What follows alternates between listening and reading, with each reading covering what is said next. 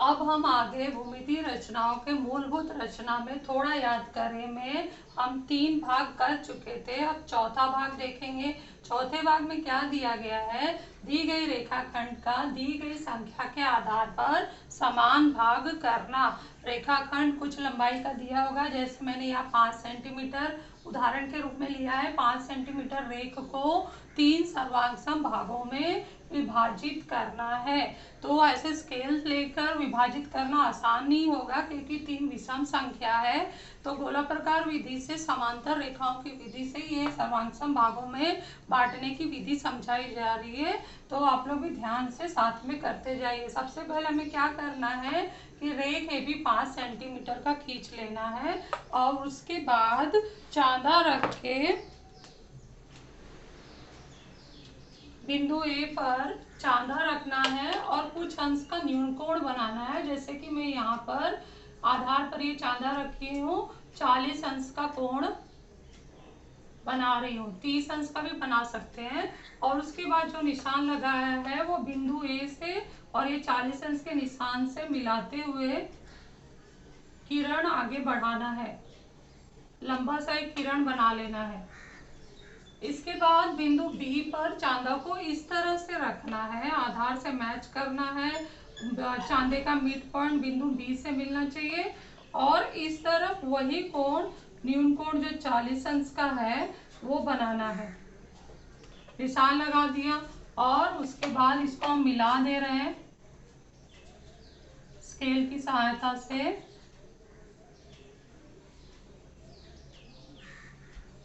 लंबा एक किरण बना देना है, एरो कर दिया इसको। और इसके बाद हमें गोला प्रकार उठाना है और जितने भाग बोले हैं उतने भाग का चाप हर किरण पर लगाना है।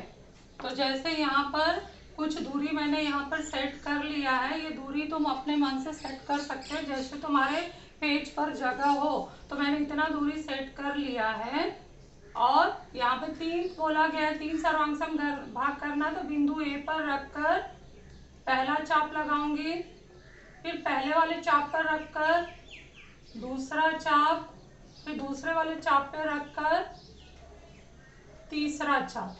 इसी तरह से इस तरफ नीचे आके बिंदु बी पर रखकर पहला चाप,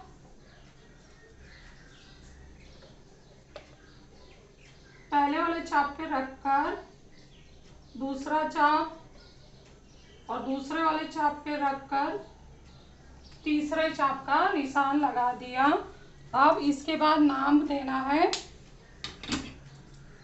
ए का A1, A2, A3, बी का B1, B2 और B3।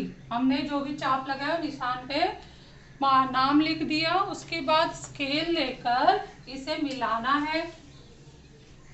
तो जो यहाँ का B1 जो हमारा B3 है वो A से मिलेगा और जो यहाँ B है वो A3 से मिलाया जाएगा। तो ये मिला के हमें एक बंद बॉक्स, ये 2 रेखाएं समांतर है और इस तरह से एक बंद चतुर्भुज की आकृति मिल गई। अब A1 को मिलाना है, सामने जो दिख रहा है उससे A1 को B2 से मिलाना है और A2 को B1 से मिलाना है। ऐसे करके मिला दिया। तो यहाँ पर हम देख रहे हैं रेख ए भी 1, 2, 3 भागों में बट गया है। इधर नाम दे सकते हैं MN। तो AM और MN और NB नाप लो तो बराबर लंबाई के सब होंगे। तो इस तरह से हमने रेख AB को 3 सर्वांग भागों में बांट दिया। नेक्स्ट अभी चौथे के बाद 5वां रचना है कि दी गए रेखाखंड को दिए गए अनुपात में विभाजन करना। उदाहरण के रूप में हमने यहाँ पे 6 सेंटीमीटर रेख को 2:3 अनुपात में विभाजित करने के लिए बोला गया है। तो अर्थात अभी जो भी रेख हम खींचेंगे, मान लिया इसका नाम PQ है, नाम नहीं है तो हम अपनी तरफ से दे सकते हैं। और 6 सेंटीमीटर लंबाई का रेख खींच लिया और उसको 2:3 में विभाजित करना है। तो जब भी ऐसा करना हो तो इसी विधि से करना है। बस हम कितना चाप लगाएंगे, जो भी किरण बनाना है ऐसे ही बनाना है। कितना चाप लगाएंगे बस उस अनुपात को जोड़ लो, 2 धन 3 बराबर 5। 5 सर्वांग भाग इस रेख पर हमें बनाने हैं। और जब भाग बन जाएंगे तो उसको 2 भाग हम रेख का एक तरफ और 3 भाग दूसरी तरफ कर सकते हैं। तो हम शुरू करते हैं इसको बनाने के लिए। सबसे पहले क्या लेंगे, चांदा लेंगे। चांदा लेकर 40 अंश का किरण ऊपर बिंदु P पर रखकर आधार से मैच करके बिंदु P पर रखकर 40 अंश का किरण यहाँ निशान लगा दिया और इसको इस तरह से मिलाते हुए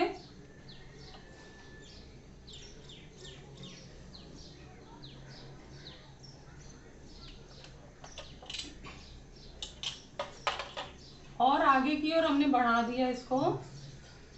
किरण काफी लंबा बनाना है क्योंकि चाप 5 अब लगाना है। उसी तरह से हमने यहाँ पर Q पर रखकर 40 अंश का किरण बनाया है।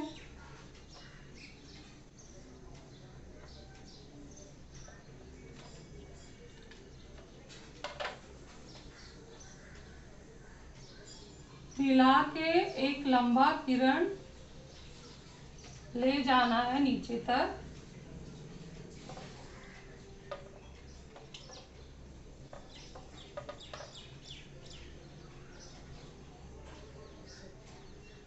जो भी हम मिला रहे रेख खींच रहे हैं वो डबल लाइन नहीं हो, वो ध्यान देना है।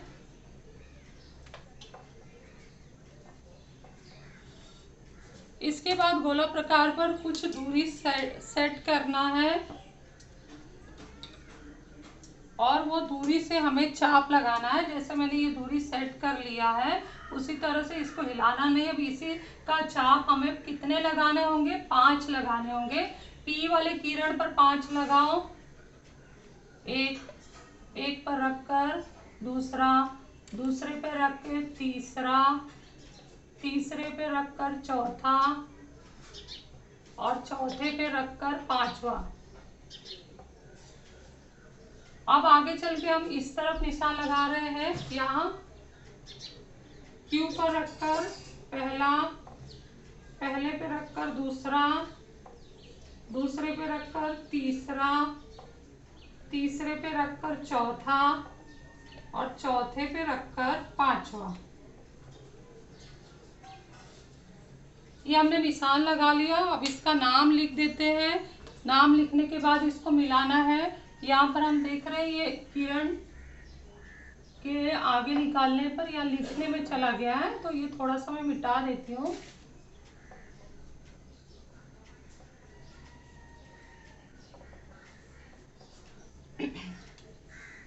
तो ये नाम क्या होगा, P1, P2, P3, P4, P5 और ये नाम Q1, Q2, Q3, Q4 और Q5। इसके बाद क्या करेंगे, स्केल लेकर पहले 1 बॉक्स बनाएंगे। P और एंडिंग पॉइंट Q5 मिला दिया, यहाँ पर Q और एंडिंग पॉइंट P5। तो ध्यान से देखेंगे रेखाएं एकदम परफेक्ट समांतर है। और उसके बाद हमें 2 भाग PQ का 2 भाग एक तरफ 3 भाग एक तरफ करना है। तो ये 1 भाग 2 भाग 3 भाग 4 भाग 5 भाग इससे मिलाएंगे तो बहुत सारे भाग आएंगे। तो हम क्या करेंगे, हम 1 भाग और ये दूसरा 2 भाग इससे मिलाएंगे। हम P2 को Q3 से मिलाएंगे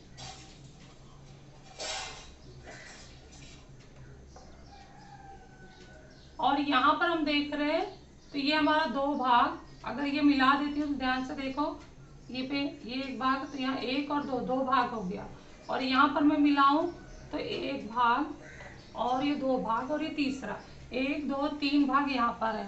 तो यहाँ पर हमें क्या करना है, इस तरह से नहीं करना है, हमें इस रेख को 2 भाग और 3 भाग में विभाजित करना है। तो ये हमारे 2 सर्वांग भाग हैं। तो यहाँ नाम डाल दो। रेख PQ को हमने PM अनुपाते MQ बराबर 2:3 में रेख PQ को ये विभाजित कर दिया, विभाजित किया। तो इस तरह से ये अनुपात वाला इस ढंग से, इस विधि से विभाजित होता है। तो आसानी से तुम लोग इस वीडियो को ध्यान से देखो और करना, तो और अच्छे से समझ में आ जाएगा।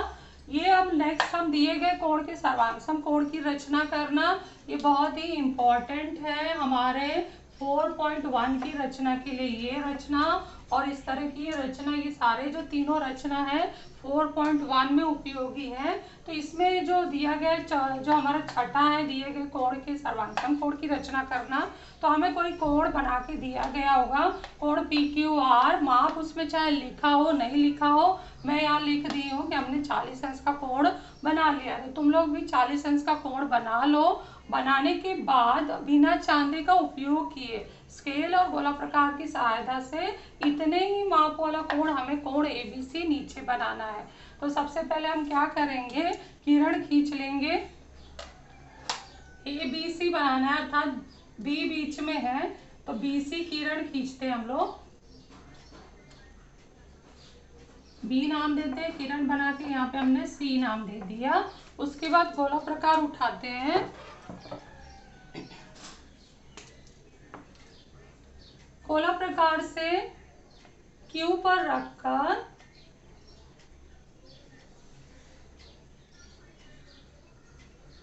आधे से कम दूरी लेकर इस कोण पर चाप लगाते हैं। तो यही आकर हमें बिंदु B पर चाप लगाना है।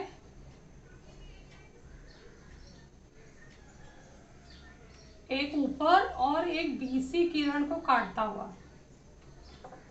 उसके बाद क्या करना है, ये जो चापों ने किरणों को काटा है PQR पर, QP किरण और QR किरण पर, उसको गोला प्रकार से नापना है एग्जैक्ट।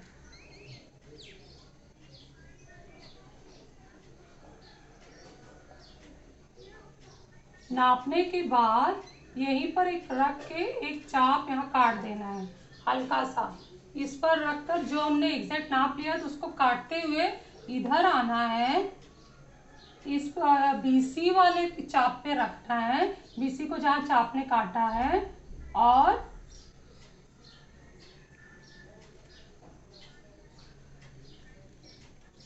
इस तरह से हमें यहाँ पे बनाना है। अब ये पहले वाला चाप मेरा छोटा हो गया है, तो इसको थोड़ा सा मैं बढ़ा देती हूँ। तो ये हमारा कटा हुआ चाप आ गया। अब स्केल लेकर और पेंसिल लेकर ये जो बिंदु है और बिंदु B से किरण ले जाएंगे।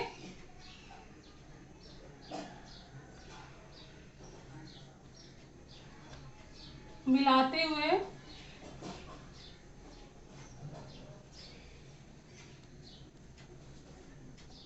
इसको नाम देंगे यहाँ पर A।